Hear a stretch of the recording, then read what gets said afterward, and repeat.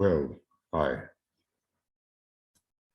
been trying to get back to this beginning work for discipleship in the New Age, Volume 1, Section 1. It's just that I have not been successful in doing so. But now that a little time appears, I'm going to give it a shot. A little try. And the segue is from Alice Bailey's introduction. Let's just make sure that I am recording properly. I think so. She wrote an introduction to discipleship in the New Age, Volume 1. The segue goes like this. The Tibetan is saying that inclusiveness is so important for the true disciple. And he says, it is this inclusiveness which is the hallmark of all true esotericists. Now, think about that.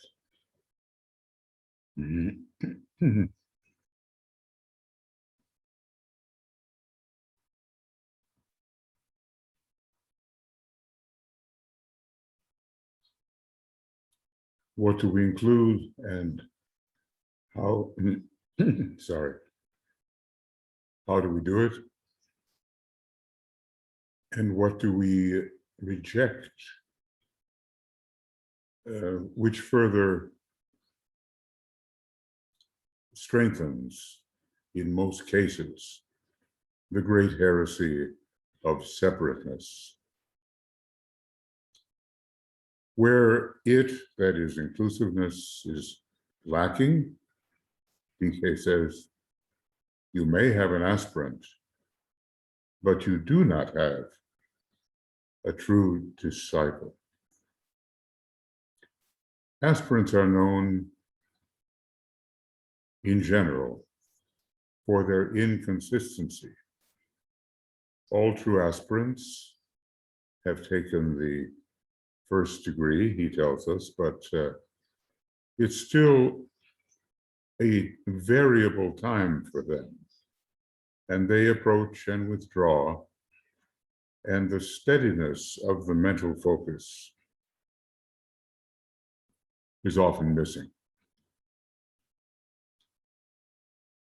And then he goes on, there is far too much exclusiveness extant today among esotericists and in occult schools.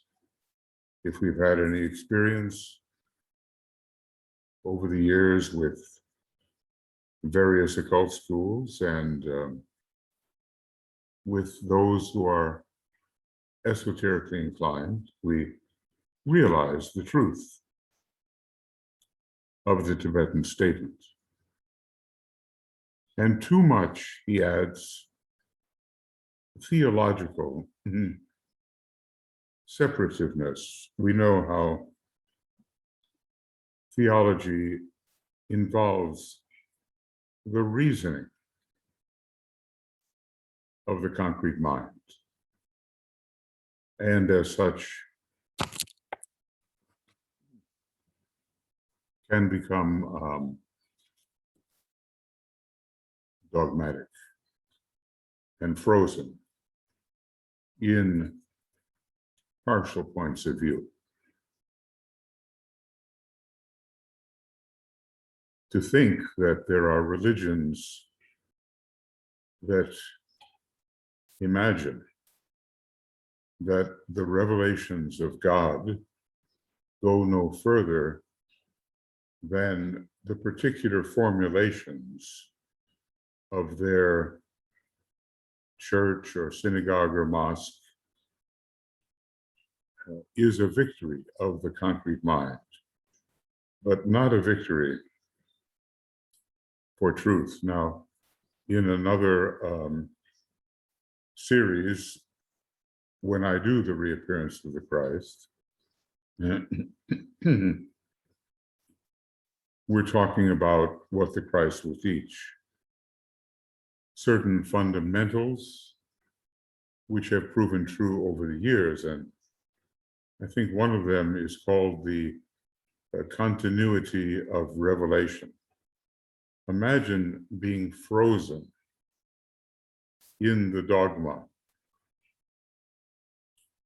of concrete-minded estimations of the truth. It's kind of interesting, I think, in the Inferno by Dante, the figure representing the devil was an icy cold figure and upside down. It was still a very medieval presentation, but there's a great deal of truth in it. Even the word hell and held, it implies rigidity. And where there is rigidity and a refusal to expand realization, you're going to have a obstructive condition.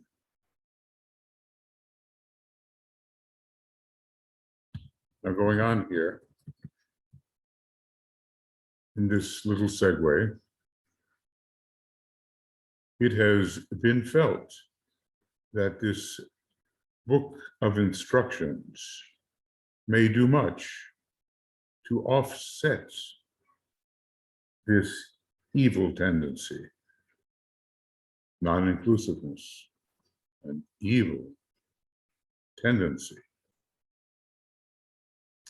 and may help to open the door still wider into the kingdom of God. And basically, we are just beginning that opening as we make a transition into the fifth kingdom of nature, the kingdom of souls. So here it is, 1st of July, 2021. If I could, believe me, friends, I would work at this every day on your behalf and my behalf, hoping to increase the light. So Alice Bailey goes on, right? Much in this book is new, she says. Much is very old, tried and proved. That's an honest kind of assessment. None of the people chosen for instruction, usually out of the applicants to the arcane school, which was maybe the rallying point of those that DK wanted to work with, but not entirely, because he did recommend to Alice Bailey certain people who were not at all in the arcane school, but still had a close connection with him and needed to be included in this project, which he undertook. None of the people chosen for instruction and for inclusion in the ashram of the master, even though peripheral, are saints or perfect. We might make the mistake of overestimating those who were gathered, and we might think that we could not be as they were and could not have eventually that accepted discipleship relationship with the master. But it is my estimation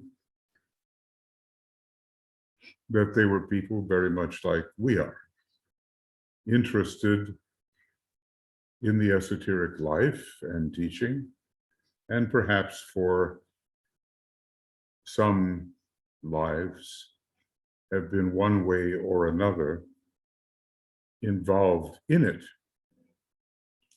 Some of them as accepted disciples, and others new to that stage of inclusion, which follows Chela in the light. Going on then. All are, however, all those chosen, all are, however, true aspirants and will go on to the very end, in spite of pain and sorrow, discipline, success, failure, joy, and a spiritual recognition of almost unattainable goals. Well, that's a pretty high statement, isn't it? What he's saying about these people. Actually, I should have been saying what Alice Bailey is saying about these people. Because in this case, she is writing the introduction, but I'm sure DK would approve of what she's writing here. But look at that. That, in Alice Bailey's estimation, is quite a credit to these people. They will have their foibles. They will make mistakes. They will have certain stubborn points within their personality which resist full soul infusion. But they will go on. Think about yourself now. They will go on to the very end, in spite of pain and sorrow, discipline, success, failure, joy, and a spiritual recognition, let me add, that can sometimes be depressing, of almost unattainable goals. But they hold fast to that star of orientation that will lead them to the attainment of those goals.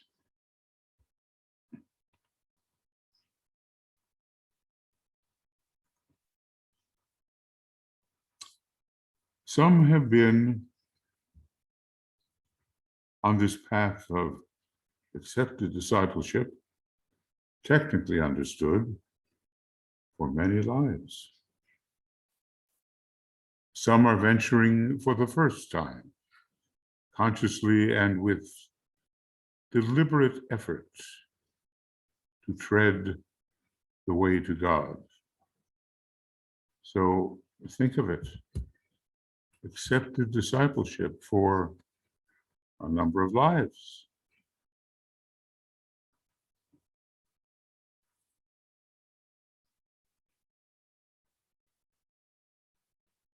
If you were to ponder your relationship to the Master and to the example he sets and to the teaching he is giving.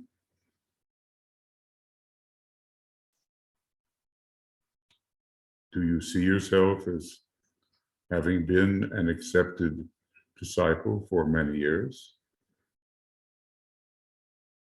Many lifetimes, really? Or do you think you are venturing for the first time into a stage that goes beyond the normal aspirational stage into acceptance by the master?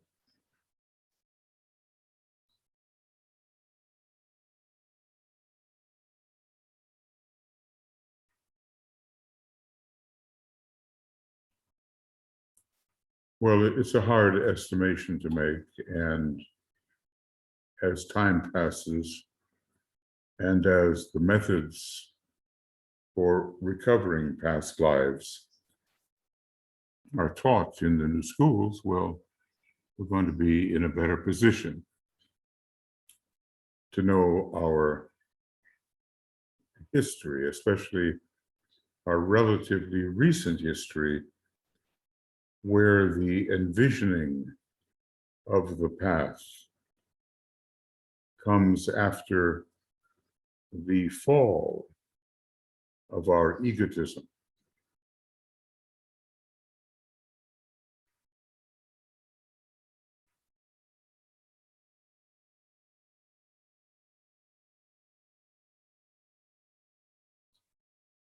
All, she says, I have to keep on remembering that it's Alice Bailey talking here and not the Tibetan per se.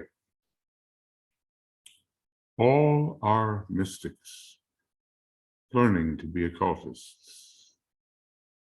Are we? All are normal people living useful modern lives in many different countries in the world. Some are Orthodox Protestant Christians by profession. They have professed that.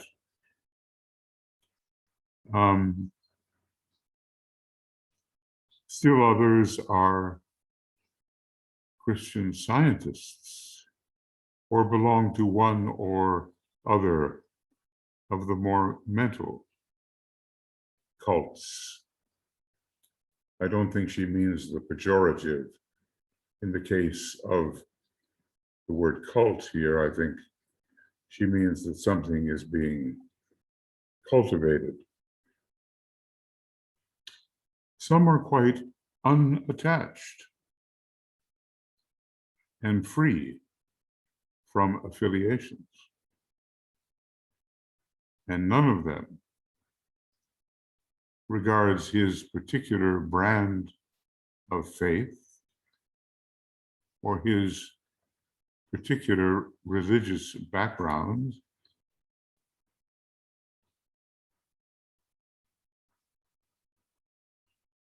as essential to salvation. And, you know, that's already a step, isn't it?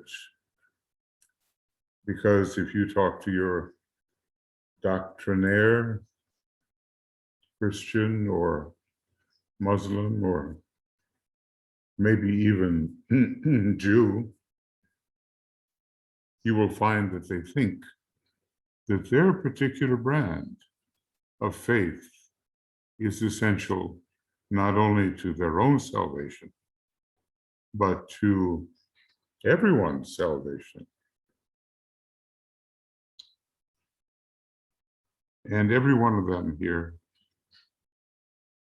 DK says, he knows that the only essential is belief in the spiritual realities and the essential divinity of mankind. So this tells the story of who they are, and that's why I say they're pretty much like we are. And living useful, maybe, modern lives in many different countries. And we have all these different professions.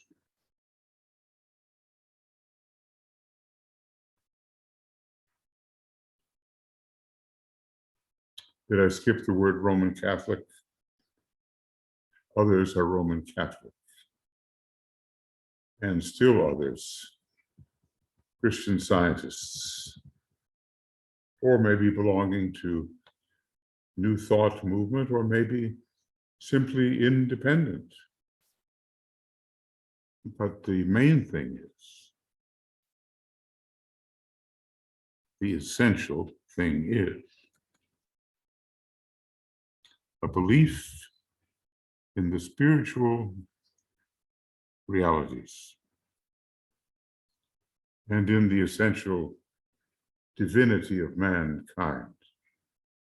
So often the idea comes, we're born in sin and we're a poor, miserable creature. And then where is the essential divinity that esotericism insists upon by his own theological conception? The people that believe those ideas, they put themselves down and they put others down. This belief, Alice goes on, rather, this belief necessarily involves a heart full of love, even though some of the people, were encouraged to develop more love. A heart full of love, a mind open and illumined by right orientation to truth, and a life dedicated to service and to the alleviation of human sufferings. In some ways, very Buddhist, the prayer for the happiness of all sentient beings. This is the determined goal of all whose instructions are found in this book. And then she's realistic here. A goal which they have not yet attained, and a mode of life they have not yet perfected. They are nevertheless unalterably upon their way, and that way is the way. Christ said, I am the way, the truth, and the life. These aspirants, working under a great disciple of the Christ, who is Master DK, as I've said, while he may consider from one perspective that Master Kudhumi, as the Chohan of the second Ray Ashram, is his master, from another perspective, he names the Christ as his master. So these aspirants, maybe that's probably the realistic way of saying upon what rung of the ladder most of them situate themselves. These aspirants working under a great disciple of the Christ are beginning to grasp some of the significances and implications of that statement, which holds true for all time and for all disciples, because as he is, so are we in this world. As he is. There's so many that would like to, let me say, deny the humanity of Christ. But that would not be correct. For some, he has to be some all-conquering God. For others who know better, the great Lord is as we are, or at least was as we are, and made his way to a high position because of love and often study and definitely service.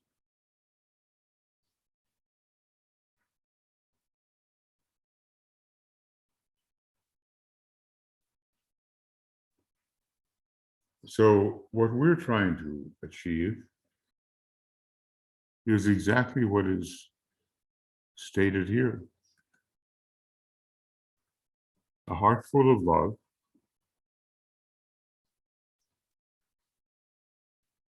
a mind open and illumined by right orientation, and that would be the mind held steady in the light,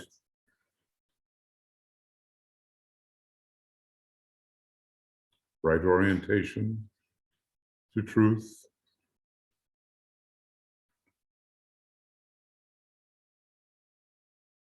and a life dedicated to service and to the alleviation of human suffering.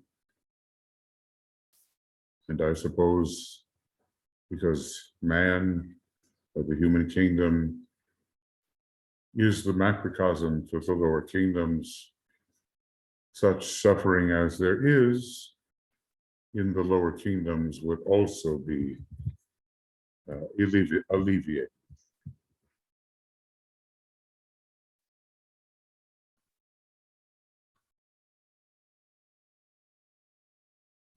So here we go.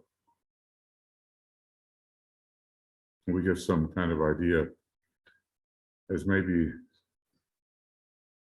when this was written. The work with this particular group began 12 years ago. I'm getting the sense that the earliest letters were from 1931.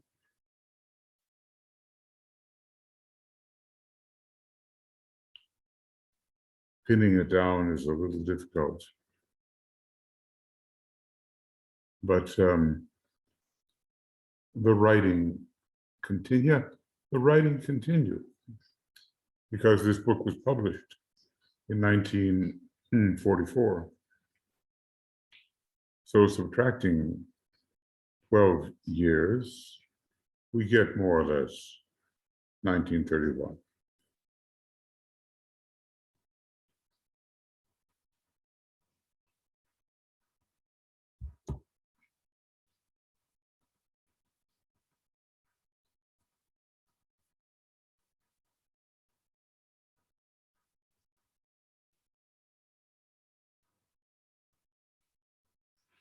Each person's instructions are given in their ordered sequences, year by year, and I might say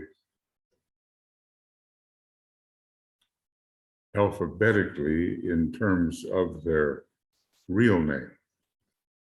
And their real name we are not given, except in certain instances. But as I've said, there's a Moria Federation related group of very fine esoteric astrologers who are doing the research. Like, who in the world were these people? And then we will find either that the alphabetical order relates to their real name, or maybe I have to research this, but maybe to the particular group they were working with, starting anew after 9 or so people have been mentioned, and then a new group being the focus. Certainly the leaders of the enterprise were found largely in the telepathic communicators group.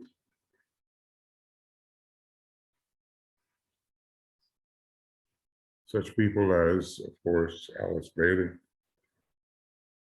Foster Bailey, Regina Keller, and others that I could ferret out. But that was the guiding group, the first group. And then other groups appeared. The observers of reality, and then the esoteric healers, then the educators for the New Age, and then the political groups. But he did reformulate everything by 1939, 1940, when the war had become such a dire consideration.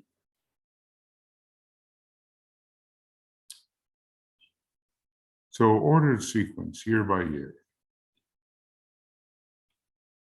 so that a real picture of the person concerned, of his problems, and his achievement, or lack of achievement, emerges clearly. So we have to be very grateful to the people in these groups who gave permission for their instruction, their letters from Master DK, to be used for the edification, the building up of such as we are. Remember, internally, the group to which we are, in a way, making application is much bigger than what you find on the outer planes. There's some kind of proportion with the full implications of which have to be examined carefully.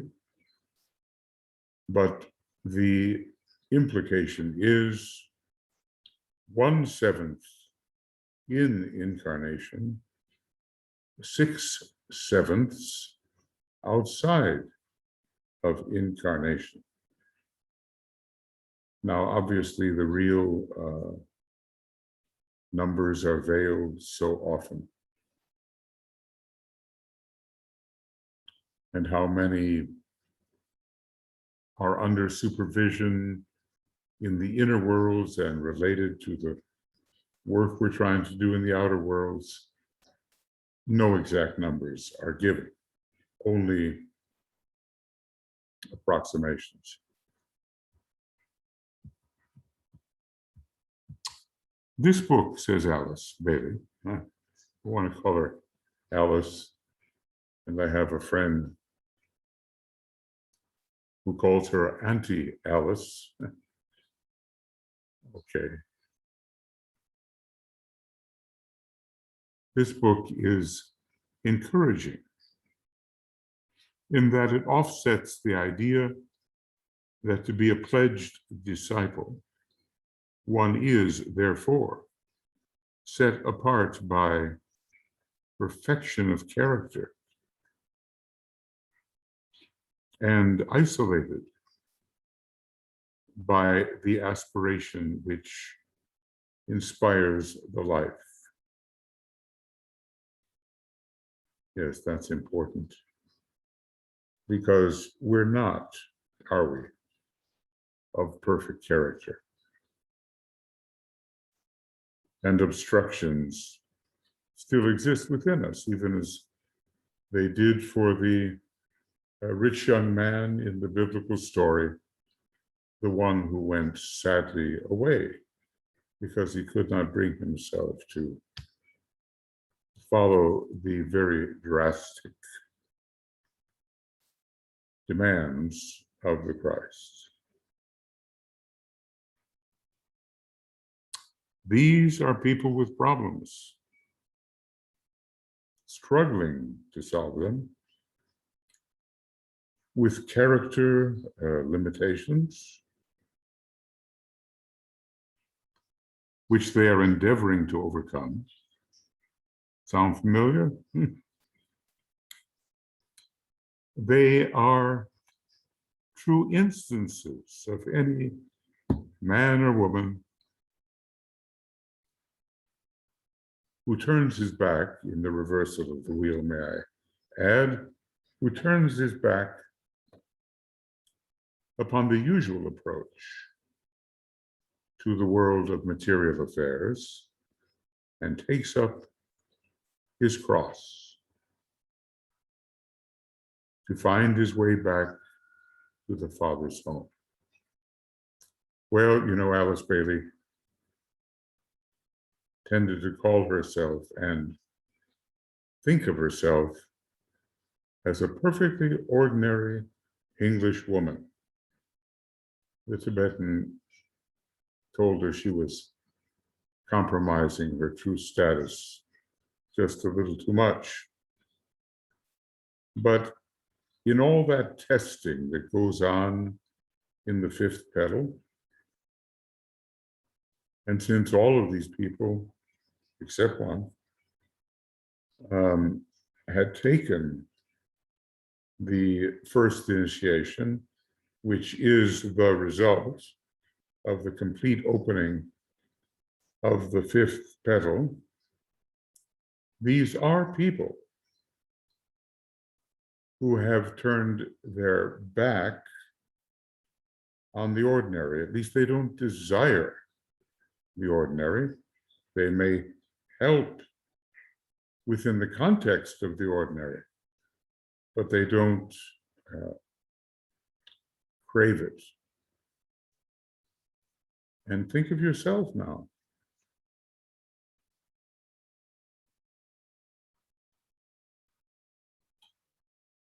Have you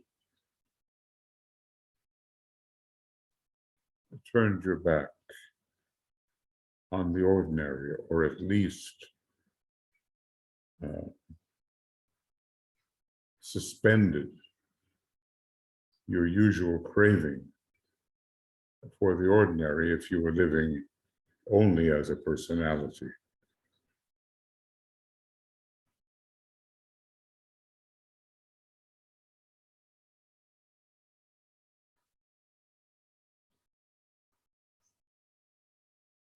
And I dare say, for most, maybe all, the answer would be yes.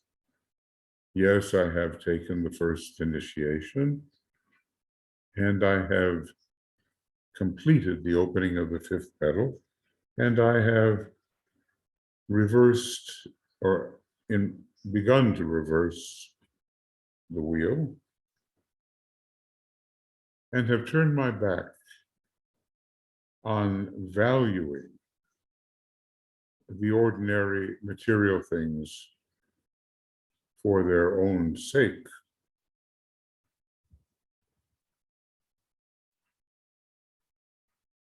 Probably that is true.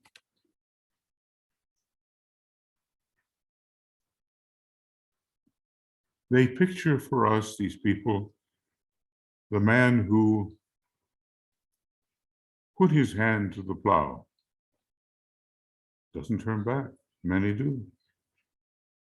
Turns not back, but presses forward towards the prize of his high calling in Christ. A kind of a St. Paul phrase there. The high calling in Christ. So it's reality, or a greater measure of it, that this book presents. Because we do want to get rid of our glamours about the occult field. DK warns us that the occult groups are the most glamored of all. Maybe swept by wishful thinking.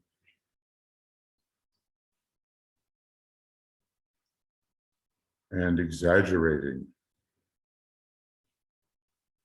their status and what must be done, and praising and worshiping the hierarchy in unseemly ways, in which hierarchy is not very interested. Hierarchy tries to make it simple. Meditate, study, serve. They don't need these great hallelujah cries of devotion.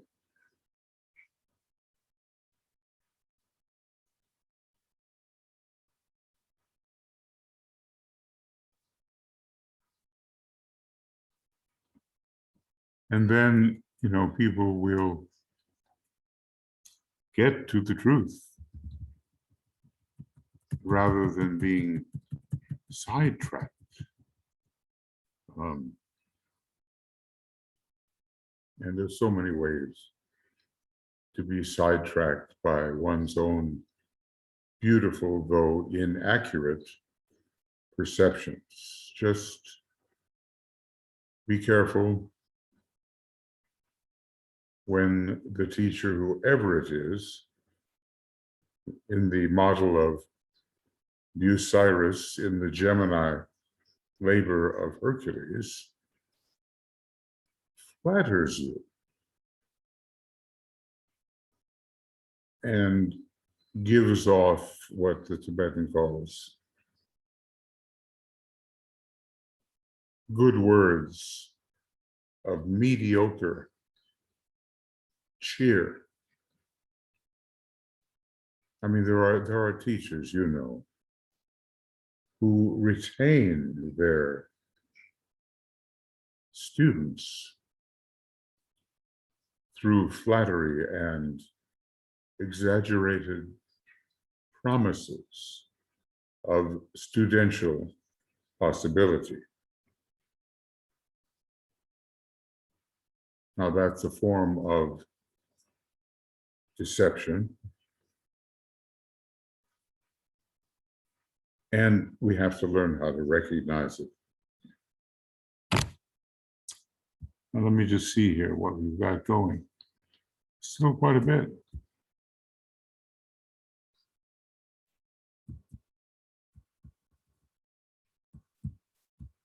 Some of these people, says Alice Bailey, have worked as students in the arcane school. Others have never done so.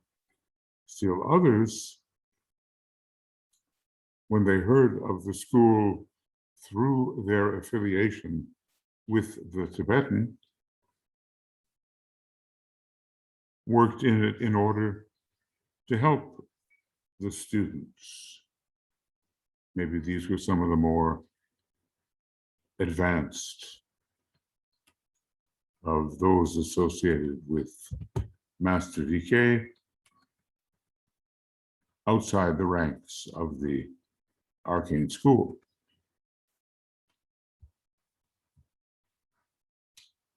The initials at the head of the various instructions and the dates assigned carry no information. Well, okay, I think Alice Bailey is in some ways warding off the astrologers here. She was never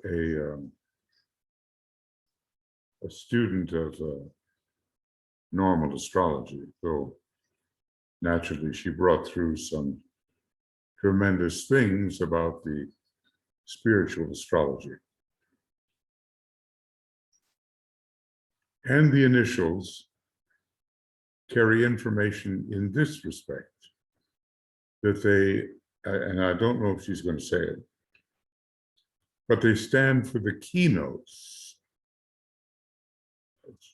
to be expressed and cultivated in the life. Let's look at Foster Bailey, JWKP. Joy, wisdom, knowledge of the plan, first ray soul. And these, obviously joy is something he had to cultivate. Wisdom, probably he was cultivating. And knowledge of the plan, also something that was being cultivated to the point where after Alice Bailey had passed on, he wrote a book in the early 50s called Running God's Plan. Doesn't sound very modest, but he's first ray, and he probably had the sense that this could be done.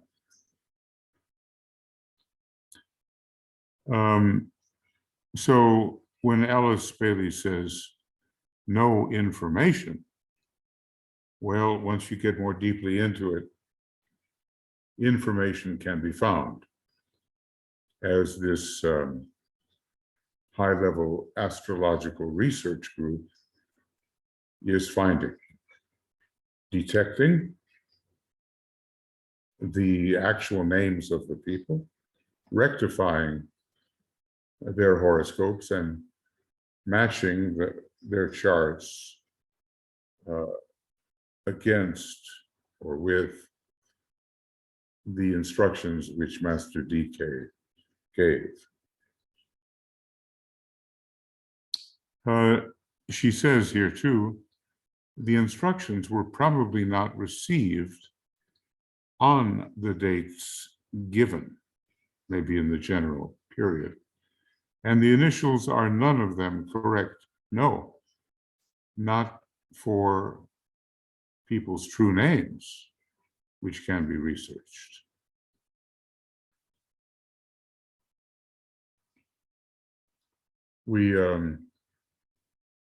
There's been a mistake in terms of two people in the group, both of whom were given the same date of birth in the same place. Well, it turns out that's just a clerical error.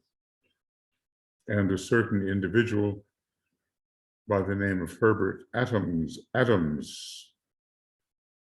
was actually located, and he was a very high Rosicrucian. On the third ray,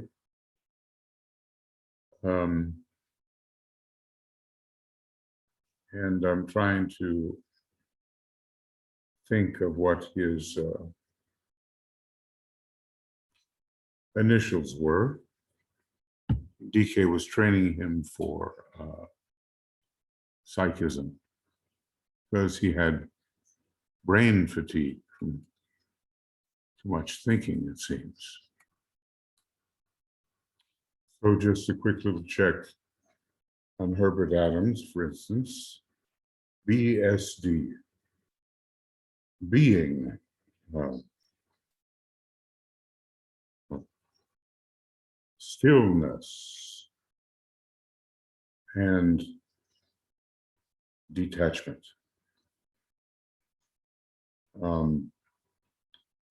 He was one of the third ray souls, independent of the arcane school, but very much with the Tibetan in terms of his training, and very intelligent.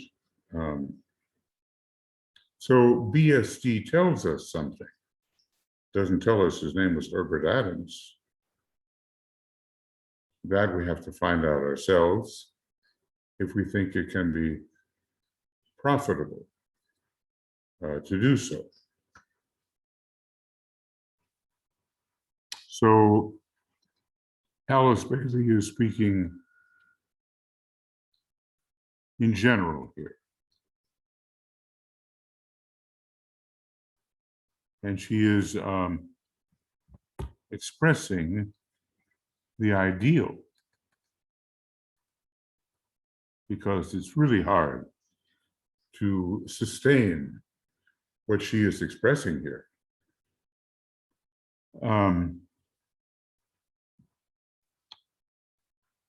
No information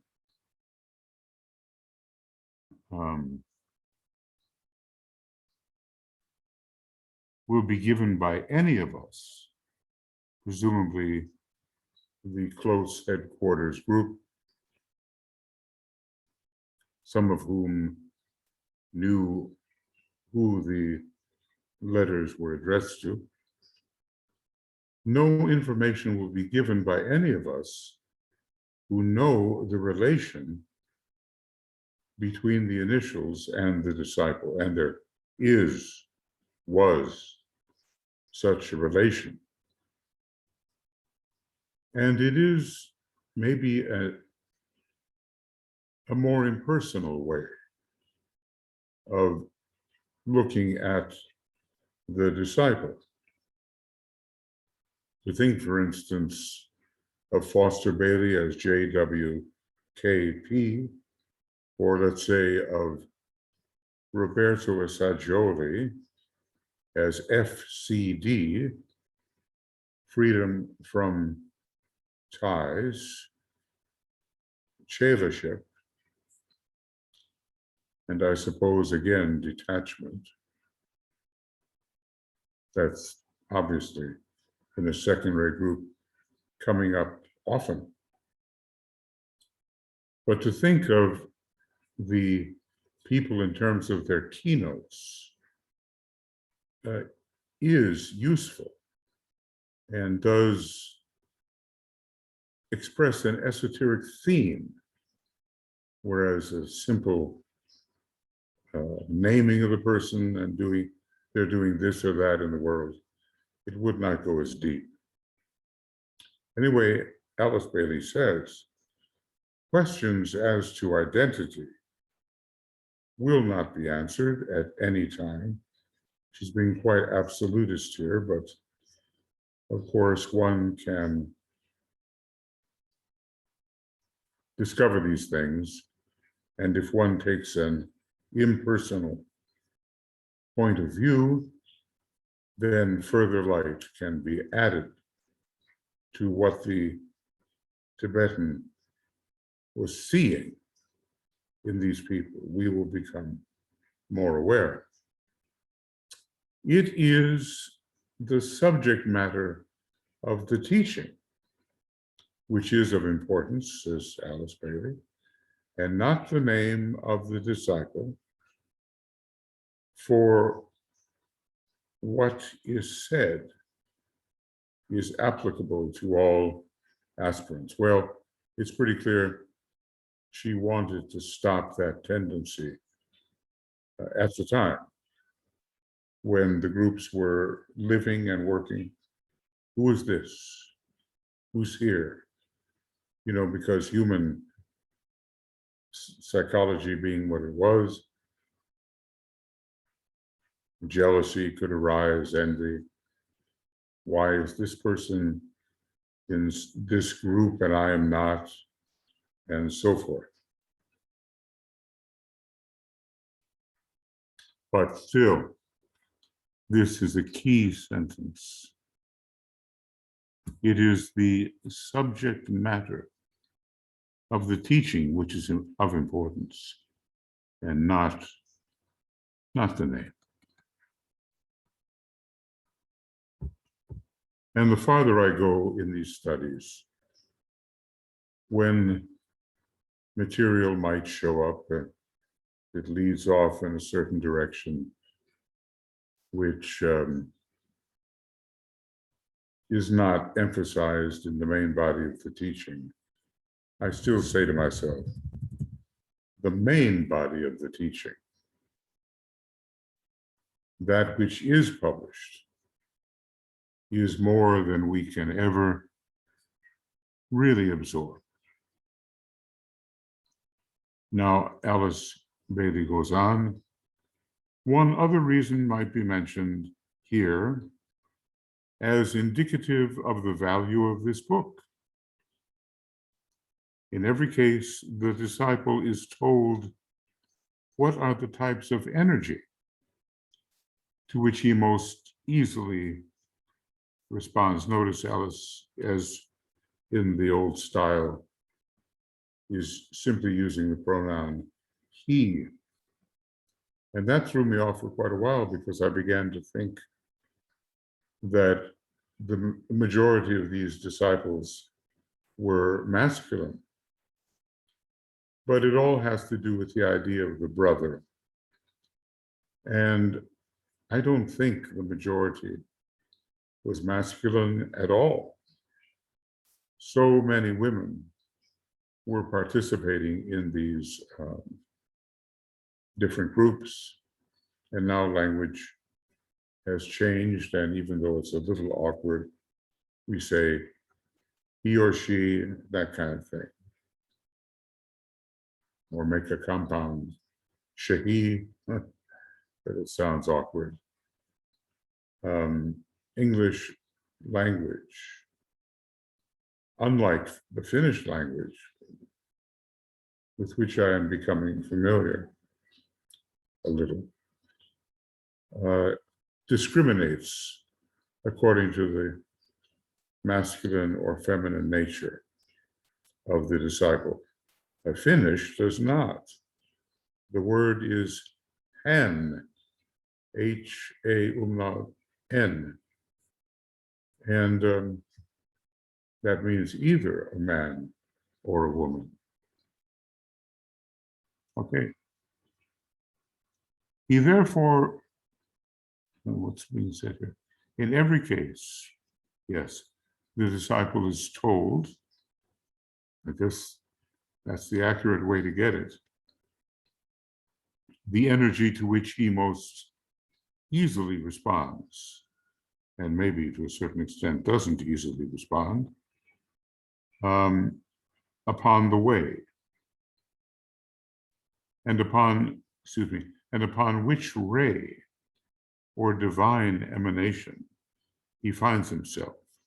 Well, he's not necessarily given his monadic ray, but he is given his soul ray and all the many particulars of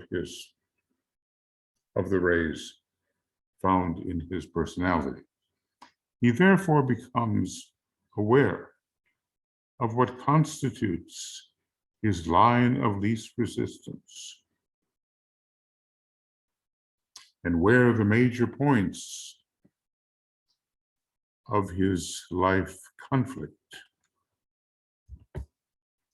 is to be found.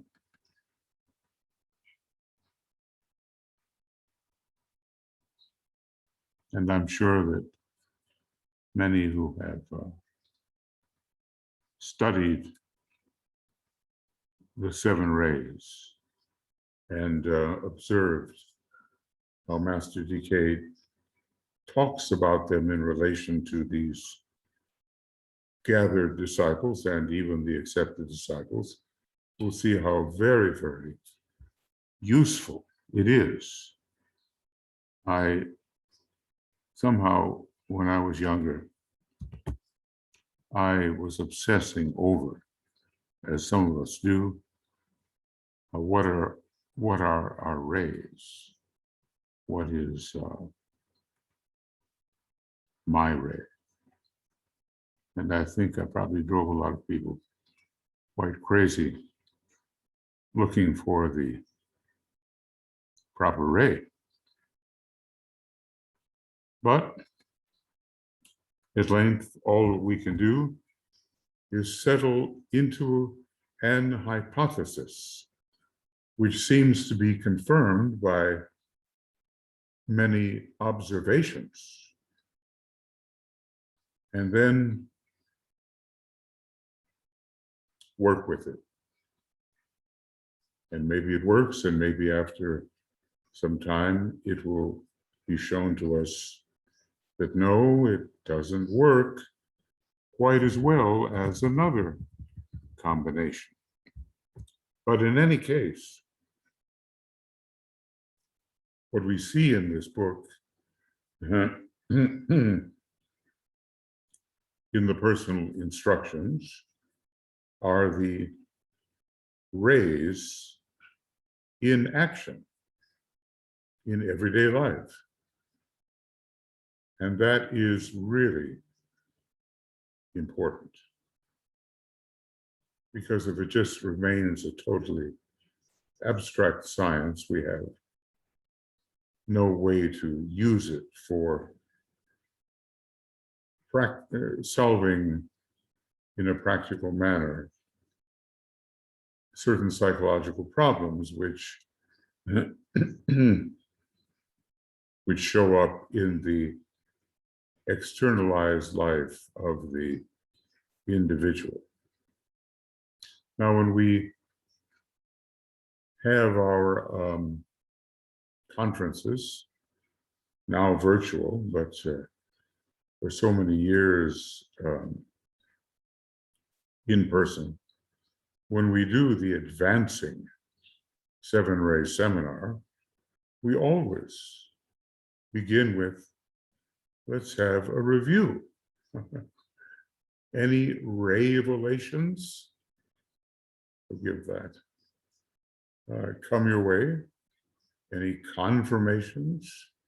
Any changes? Because supposedly in the course of a year, you have been able to observe in your own life the rays in action.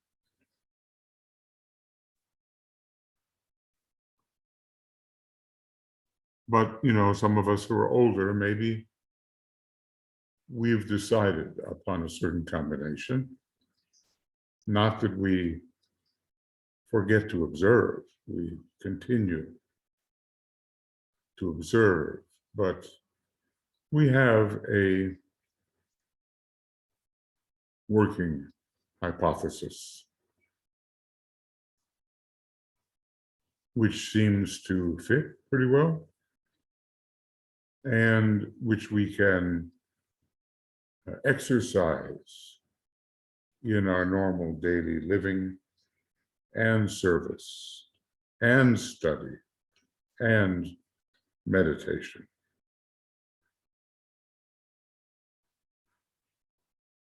I just want to say that there are certain probabilities of rays to be had in the personality vehicles. And generally, the wisest thing is to go with those possibilities first, like the mind, usually 145. The astral body, usually 2-6. The etheric physical, usually 3-7.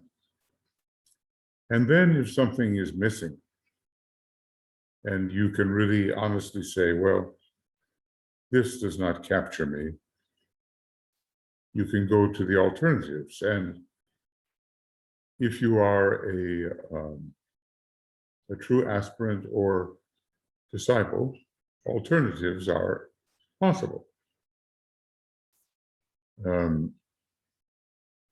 Minds on the second ray were showing up among the disciples. Astral bodies on the first ray, physical etheric bodies on the first ray. Now, it gets intricate, and we had no real certainty without the trusted confirmation of the master. But, okay, first the predictable, and then after that, the possible. It's a bit like the sun sign and the rising sign. We're told that the sun sign is the sun of probability. That's the way most people go. But that the rising sign is the word the potency, maybe, the potency of the sun of possibility. And we cannot always say that the sun sign is what we are following. Other people are moving on another step and making possibility into reality. Little diversion there, but if you want to get the whole scoop of my thinking on these things, you can pick up Tapestry of the Gods from the Makara website. You can download it free of charge. And although I know there are many things due to my studies that I would now change in that book, written some 35 years ago, it's good enough in some ways. And of course, beneficial modifications do come along. Hello, hello.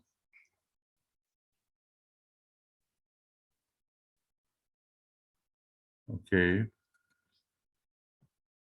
I'm hoping that all of this is recording. You can imagine the heartbreak when you put yourself into something and then it just disappears.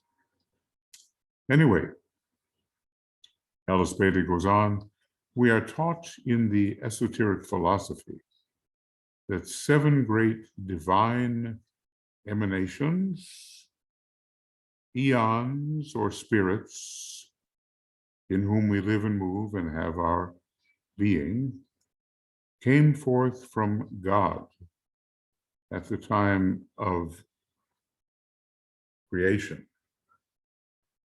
Well, perhaps these are what we can call the 7 spirits before the throne, regardless of what level we may be speaking of. Every great entity has 7 spirits before the throne. Lesser spirits, of course, for lesser entities.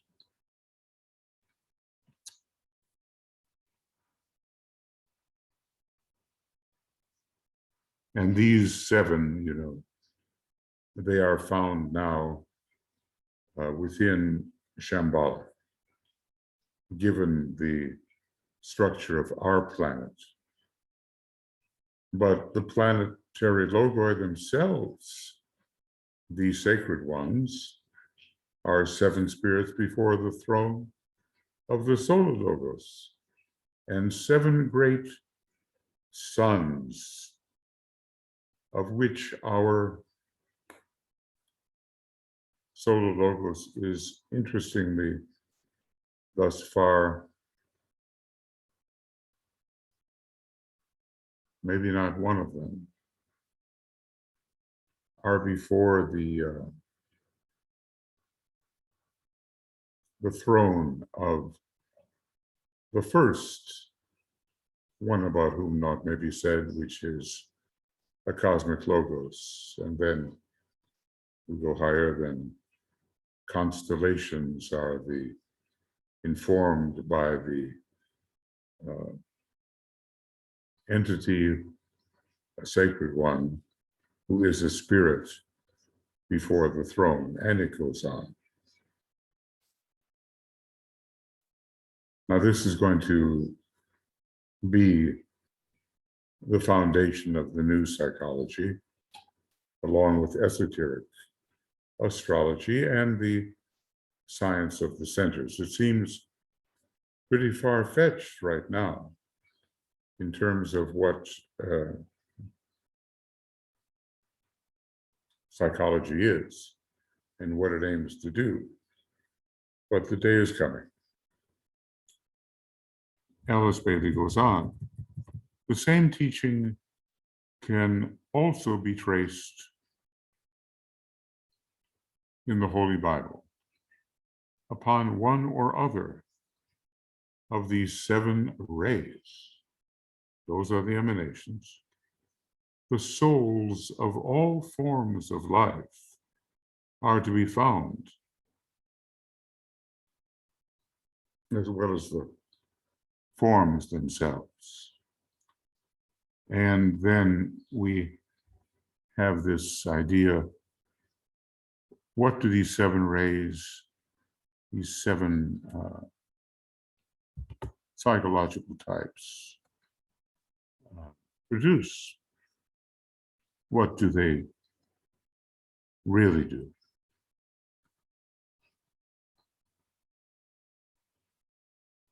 So,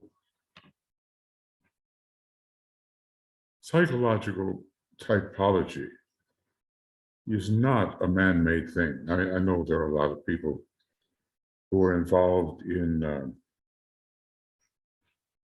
testing and measurement, and they think that they, as human beings, have somehow created these tests, but the tests are really reflections of much greater qualities which are emanating from the major logos of any particular system. So let's just call these, she's going to review them now, the 7 major psychological types. 7 major psychological types. And it really helps to know who we are dealing with.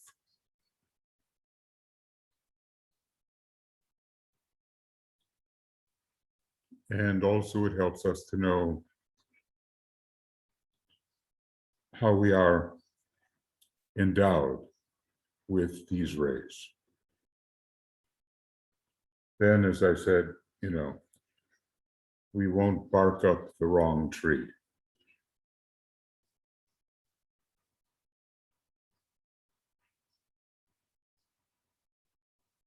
We'll know our line of least resistance and the appropriate line we should follow. And we'll not try to make ourselves into something for which we are not suited. So anyway, the first ray of will or power, many great world rulers are found on this ray, which including, she says here,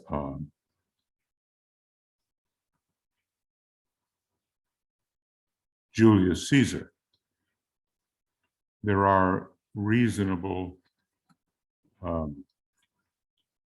busts, sculptures of Julius Caesar, definitely a first-rate type, and lots of calculating third ray, and ever on the move.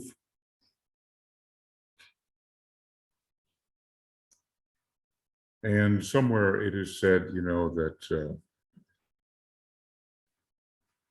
he lacked sufficient of the love element. But he did start the whole idea of the Roman emperor, and from that perspective, negated the more democratic movement, which utilized the Senate.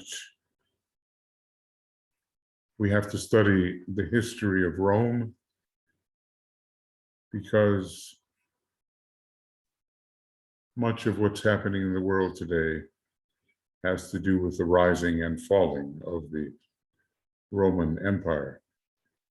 I think the English have made a good example of how to continue the idea of Roman law. DK tells us that so many English are reincarnated Romans. There's some fascinating relationships between groups. Then the next one, the second ray of love wisdom, one of the major psychological types, maybe the major psychological type.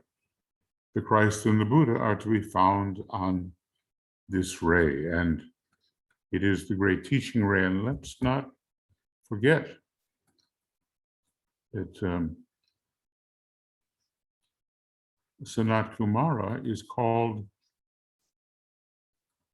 the highest example of the teaching ray upon our planet. So this automatically tells us that even though he represents the great first ray and is an emanation of our planetary logos, who has a first ray monad, that there is much about the work of Sanat Kumara which expresses the second ray. Otherwise, it couldn't be said that he is the highest example of the teaching ray upon our planet. Then, the third ray of active intelligence. The mass of intelligent humanity are found on this ray, and never at the beginning. It's one of those rays into which you do have to evolve.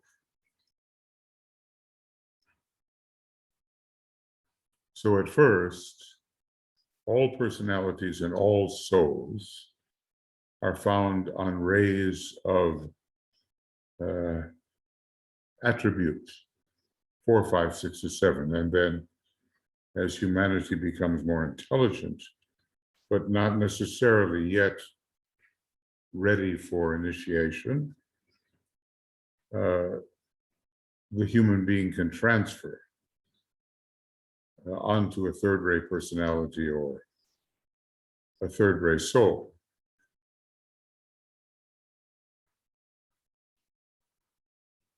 And we could add which particular constellations of the zodiac are bringing through these rays, but I've talked about that many times. And in the esoteric astrology book, yes, I think quite a bit. And in my book, video book, The Egoic Lotus, I've talked about all this. Now, people like you and me, we should be beyond this stage of mere intelligence and opening doors to soul intelligence, if you will, which is of a different order and different caliber. Everything moves slowly and gradually. Master DK tells us that if someone appears to be making unnaturally rapid progress, it is because of preparation in the past. Then there is the fourth ray of harmony through conflict. Aspirants, struggling, well-meaning people. It is the ray of initial conflict, giving way eventually to harmony. Workers for unity emerge along this line. And let's remember, once again, that in the United Nations, and not so much characteristically in other venues, fourth race souls ahead of their time in a way can be found.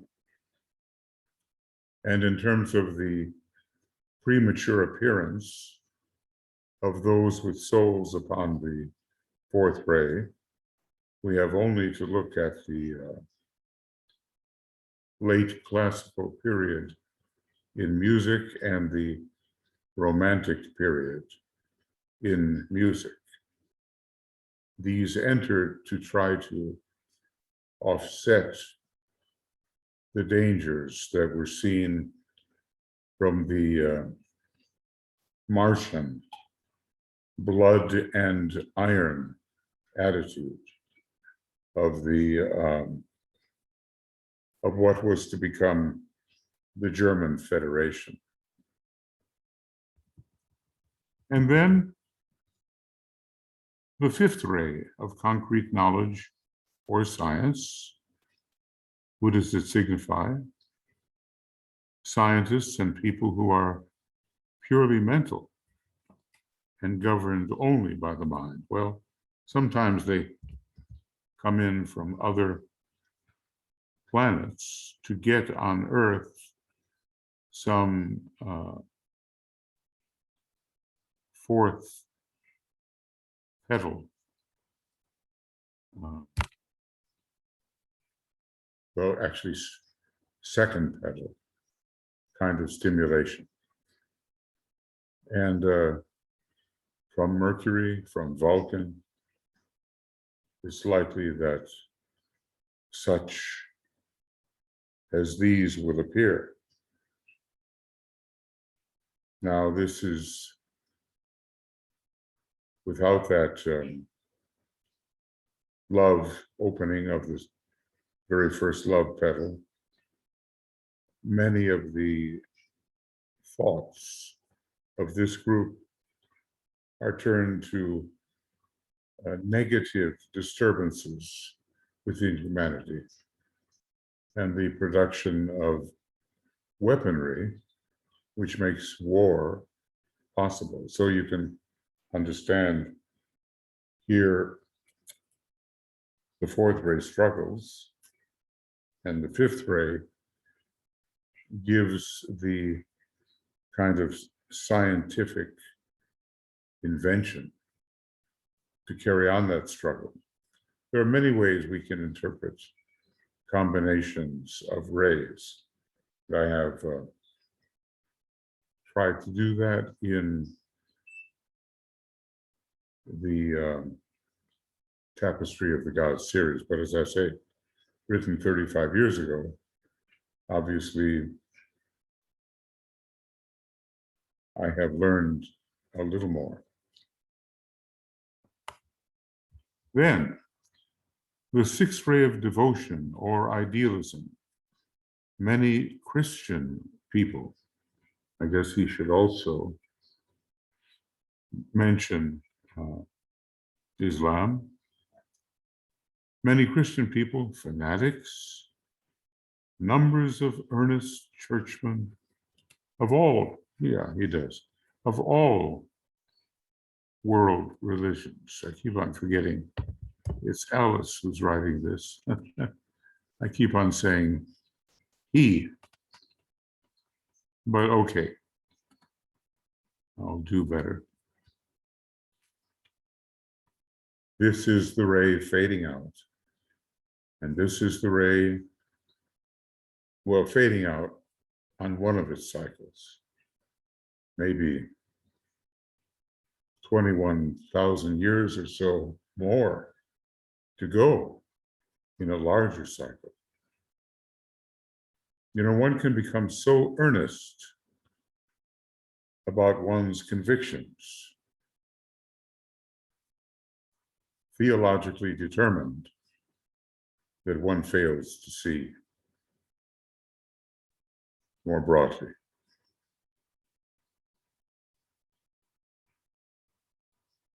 But people are where they are, and they individualize when they did. And there's a whole progression of leaders and followers who are leaders to other followers and so forth. But now we should be growing out of the worst examples of this particular ray. There were a couple of people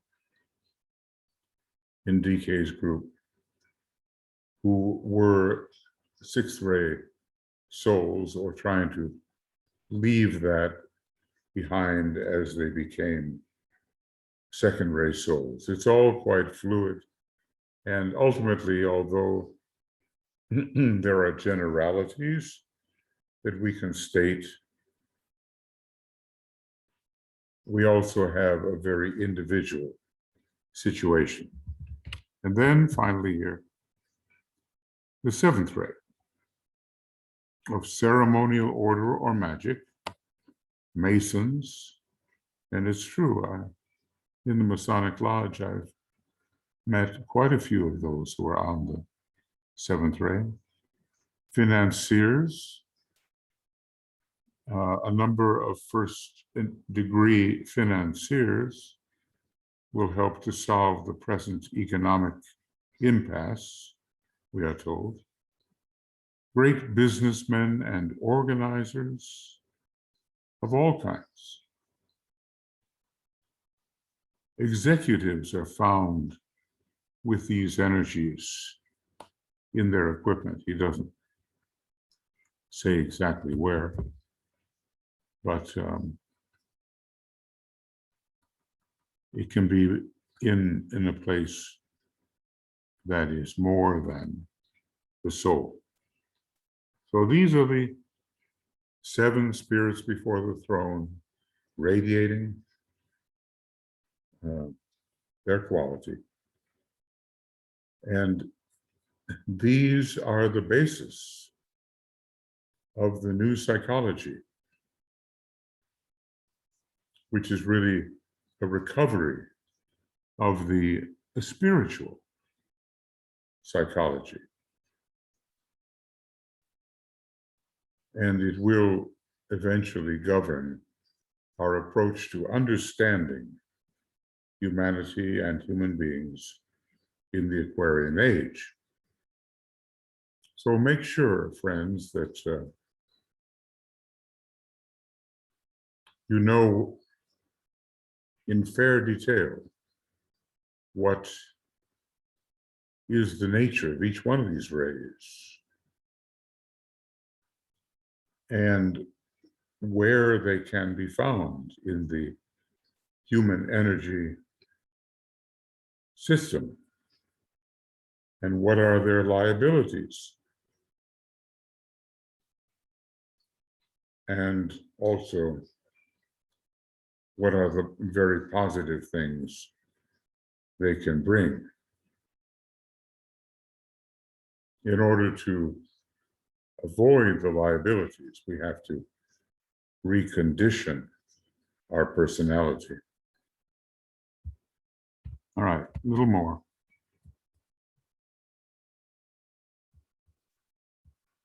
However, only when a man is highly developed and nearing the path of discipleship, is it possible for the esoteric student, that's not the master, okay, to surmise what his ray may be?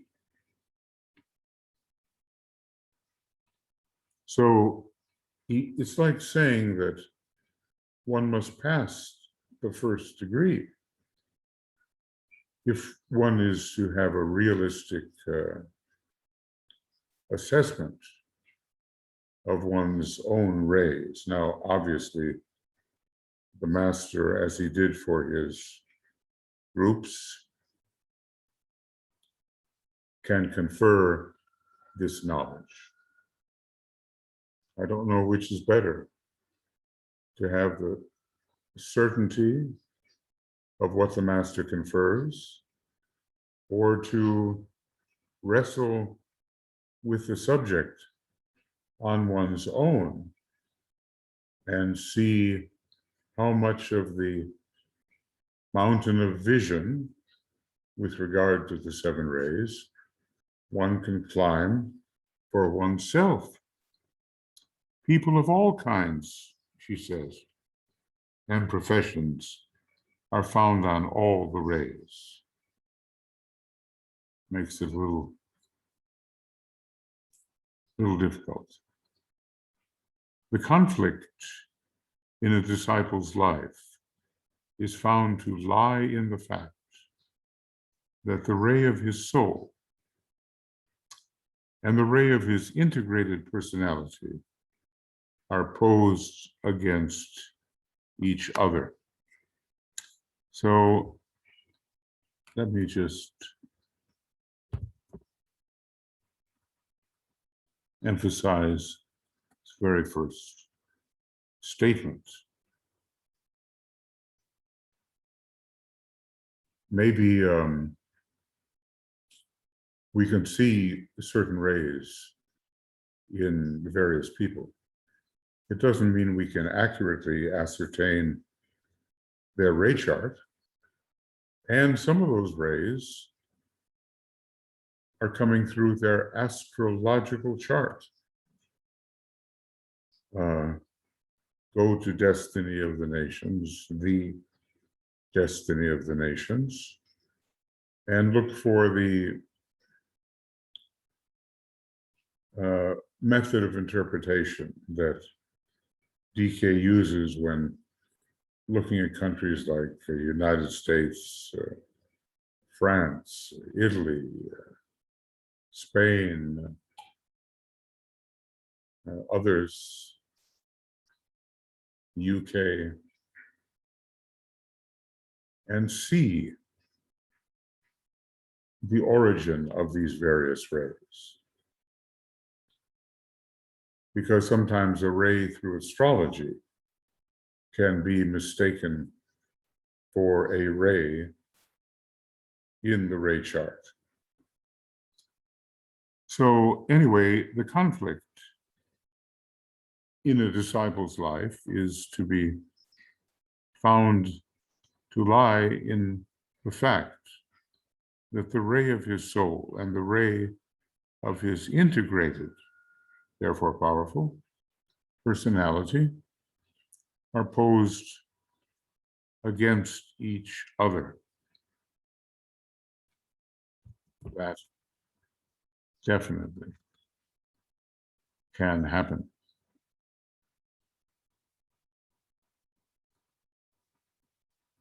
And almost certainly, at a certain stage of development, will happen. And then Alice Bailey goes on. At the same time, his emotional nature, his mental equipment, and his physical brain, make sure, yeah, I'm pretty good. His physical brain are also controlled by some one or other of the rays. And in this fivefold relationship lies hid much of the problem of the evolving human being.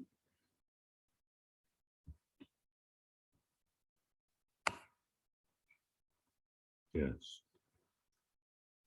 We're asked to handle quite a bit of complexity and extract from it something of real value. But we can make mistakes. We can make mistakes upon the way. The Tibetan tells the members of his group which 5 rays conditioned them. Of course, there are more, but he starts with the soul ray and then soul and personality, and then he names the particulars within the personality. The Tibetan tells the members of his group which 5 rays condition them, and students will learn much by a study of what he says.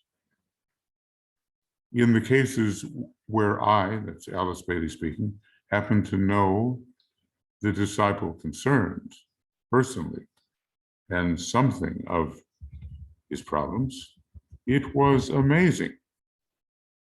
amazingly interesting to me to note how infallibly right the Tibetan was in his diagnosis of the rays involved. The word expert diagnosis, he promises us that in the future. In reading these instructions, will you please remember that though the Tibetan usually speaks of the soul, he also uses the word ego interchangeably. Now that's maybe difficult for us in this modern Western civilization where so often ego has to do simply with the person of self and not with the soul. He also uses the word ego interchangeably, meaning thereby the spiritual ego and not the personal ego of the psychologists. So we find that Alice Bailey warns us how we are to proceed, and so that we do not misinterpret.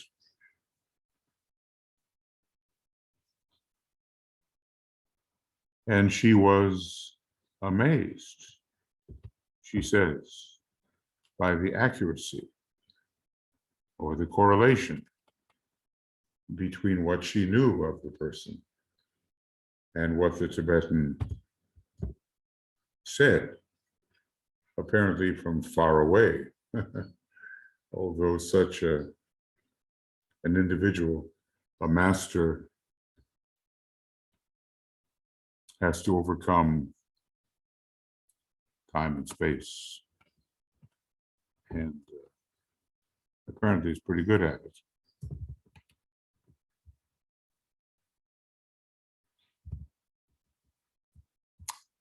We have not felt it wise to give the meditations assigned. Well, in some cases, some were given, or the breathing exercises, yeah, except in a few cases. They were strictly individual and suited to the person and his peculiar problems.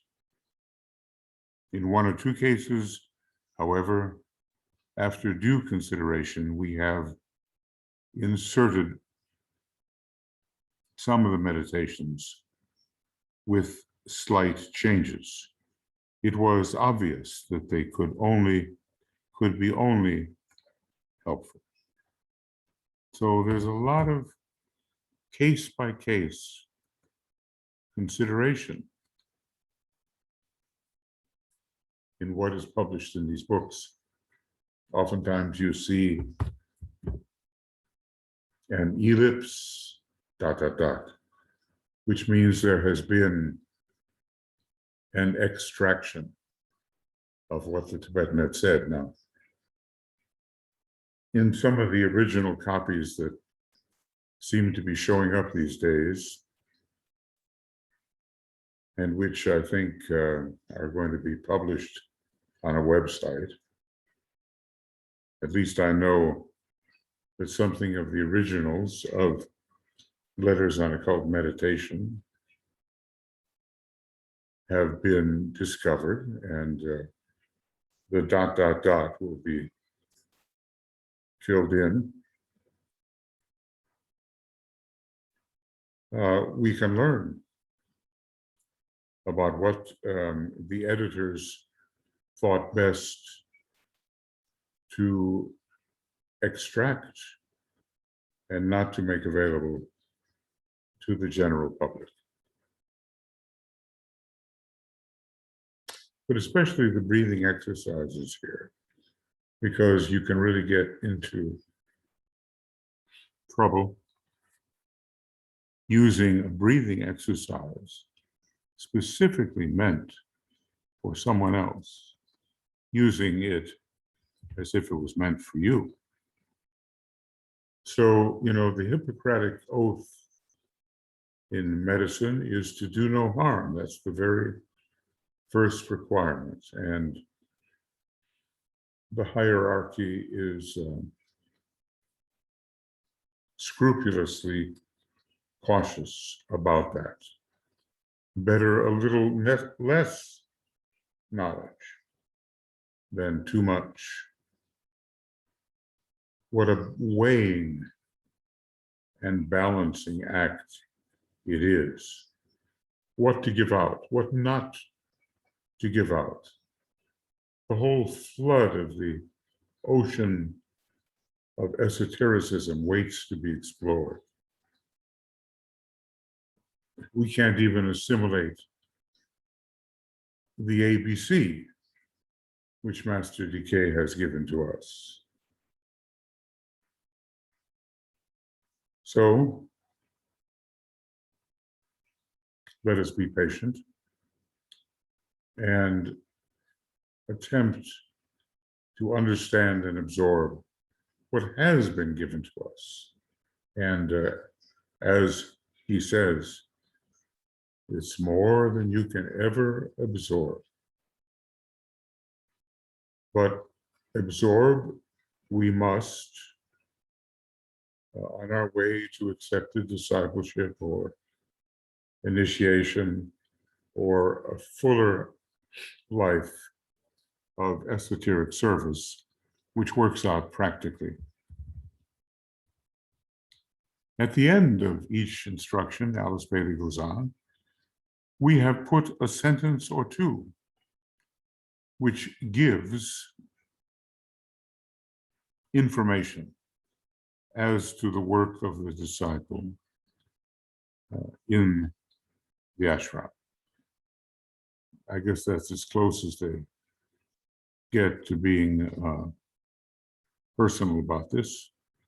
This will prove enlightening, particularly enlightening, as, for instance, in the cases of PDW. Now, I think he is the Jesuit priest,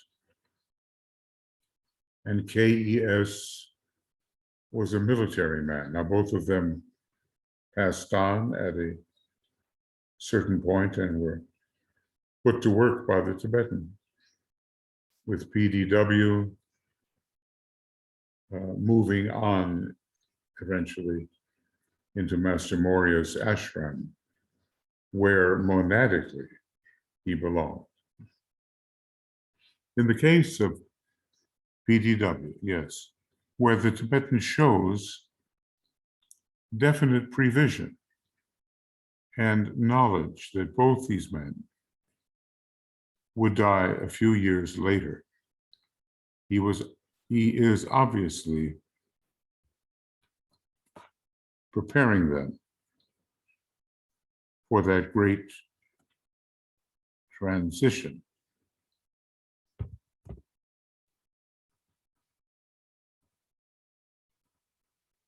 The Tibetan is so careful with his words, and they can be read in more than one way.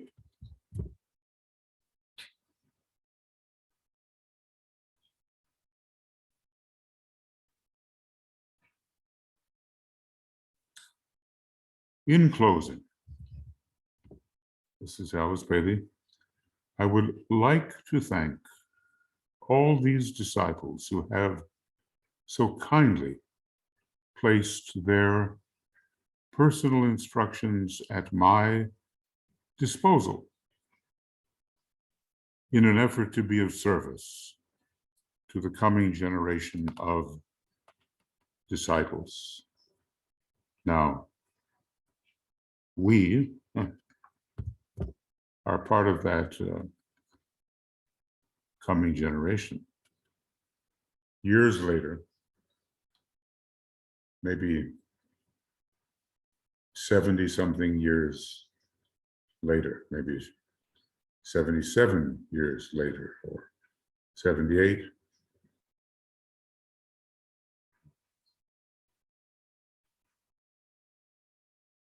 we are benefiting so much from what is written to them in a clear way, and from the points of resonance we feel with these people, who I continue to insist are not very much different from what we are ourselves. And then going on, in many cases, they helped prepare them, the instructions, for the press. And, as I understand, they did eliminate certain statements and things about which the particular disciple may have been sensitive and declared that sensitivity, didn't want it in the books. But for the most part, we have so much from which we can work, and we have many instances of people and their behavior and their ways, instances with which we can identify. So in many cases, they helped prepare them. I would also like to thank those who helped me to get the text ready for publication. She mentions particularly Joseph Lovejoy, who gave days of labor to the book. He has for years helped me prepare the Tibetan's books for publication, and so did the main editor, Regina Keller. If we want to be accurate, and we want to be sensitive and cautious, that whole process of preparing for publication, material like this, is a real labor.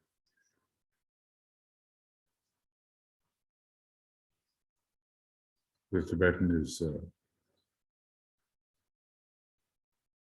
well, every once in a while, he makes a joke.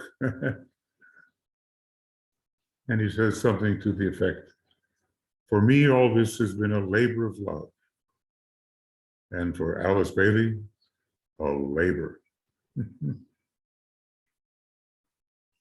I don't think we can imagine easily her fortitude and what she had to go through to get these books out to us.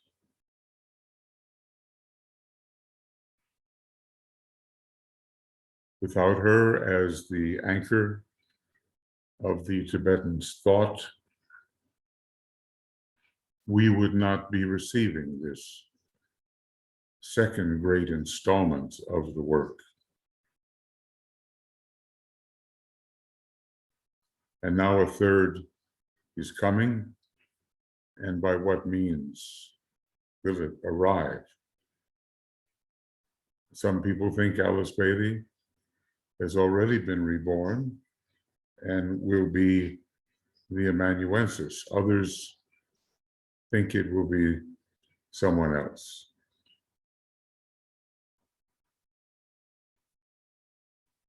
But the Tibetan will need an anchor, even though the technology has so tremendously improved.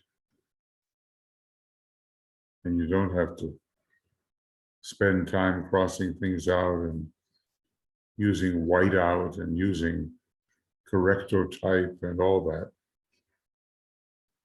Our productivity has been increased,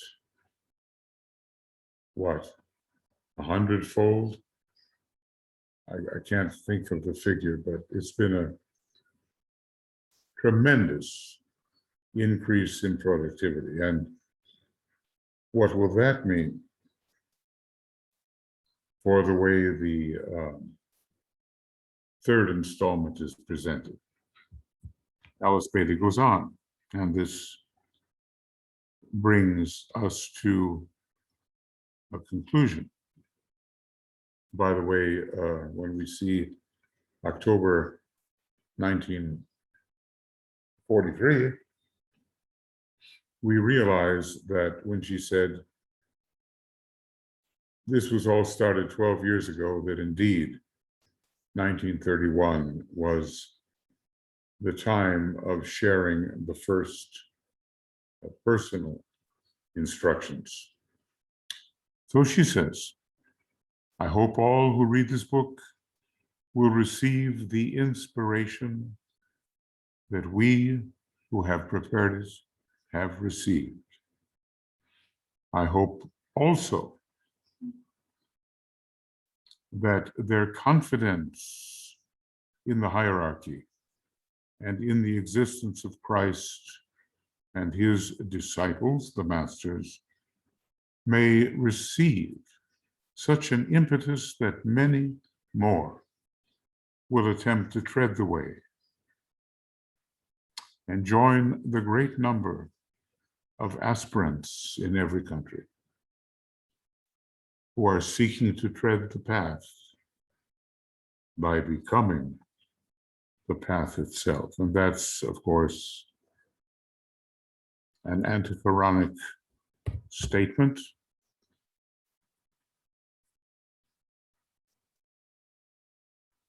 And related also to the life thread, but we need that thread in consciousness.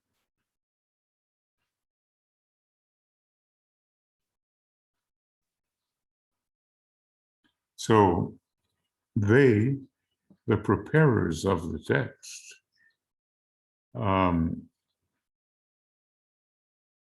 were very uplifted by this work. And I think, well, I know it's certainly true for me, the further I read into it, the more I realize that just a very, very little bit has been absorbed. So we're bringing our little bucket, or sort of cup, or what is it, to the great ocean of wisdom. And depending upon the size of that vessel, we will be able to take of the wisdom and assimilated.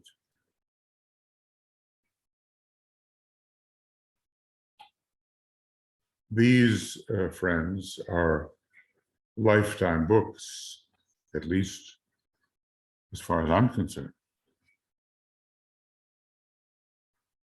You can begin reading them, as some of the modern generation have, at the age of 12 or 13, teenage years, and follow all the way through until the time comes for the new incarnation to be set in progress.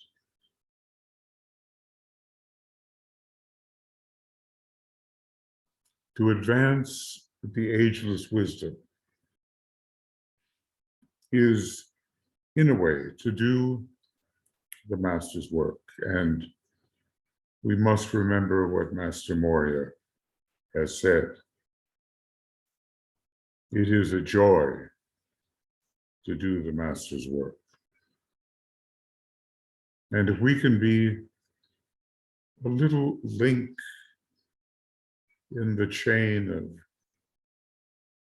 in the flood, in the flow, in the stream of downflowing energy, then we will at least have done something in the right direction.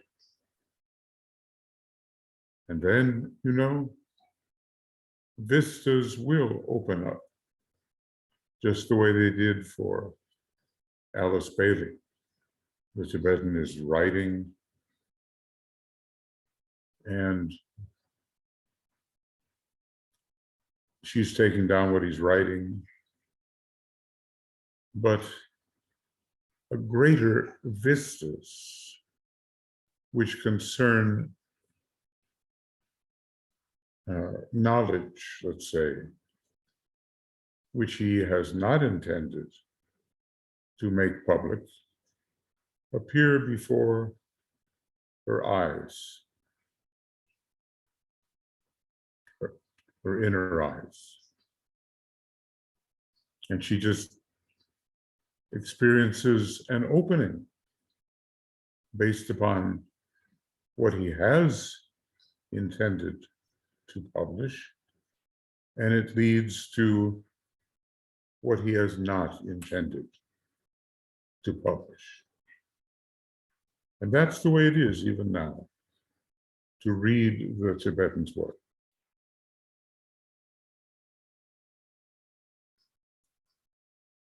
We understand as much as we can what he is trying to convey to us, because he is clear and very well organized in his mind. But then other things, implications, also appear. And somehow that's the reward of going deeply into what he has intended to publish. So none of us is going to absorb it all, absorb all of this, but we're going to be given a much more clear and detailed idea of how we move on the path from aspiration to true accepted discipleship and into the field of initiation. And if we are excited by what we encounter and inspired, maybe that's the word to use, we will find ways of conveying this inspiration to others. It's not always easy to do so because the concrete mind of many is so locked in dogmatism. But there are ways, and given a little openness and a little goodwill from our interlocutor or from the one that we are addressing, changes can occur. Consciousness can widen and deepen. And we will have done our little parts in advancing the ageless wisdom, which of course, at this time, is a great hierarchical project. So that was the introduction by AAB. We're to page 16 in Roman numerals.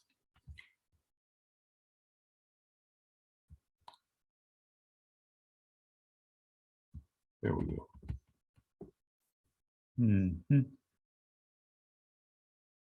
And this particular page that we're on right now is XI.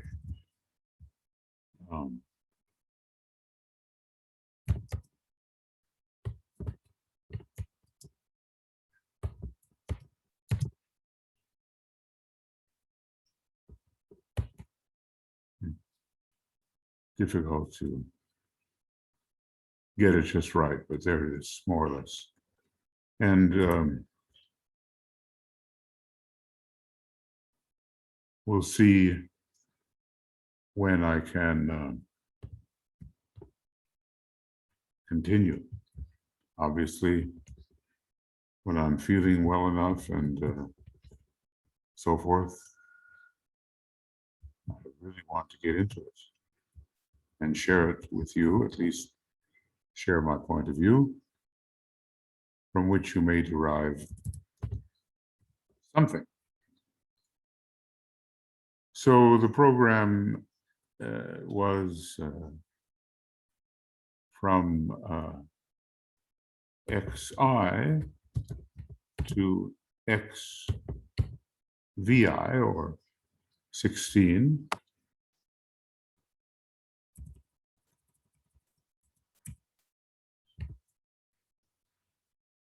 And today, the 1st of July,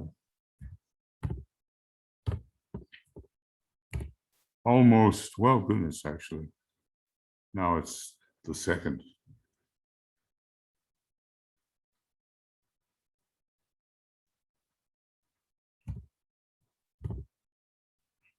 And we'll begin again using my XX, not knowing exactly when.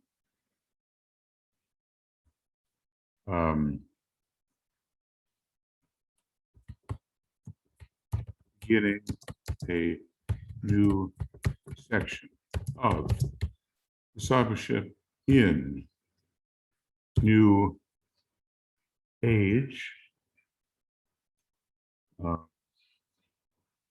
Volume 1, Section 1. A little bit long for an abbreviation, but there it is. And we will get into the, well, great invocations. We've been doing them all along, but here begins the Tibetan's talks. He calls it simply Talks to Disciples. Okay, friends, that's going to be it for right now. Tuya and I send you our love and many blessings, as do the members of the communications team and the members of the faculty and administration of the Moria Federation.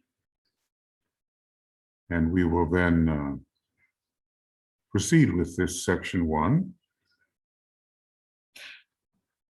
which, as we try to be disciples, DK says talks to disciples, so they are meant for us, and we try to absorb. Okay, we'll see you soon, and bye-bye for now.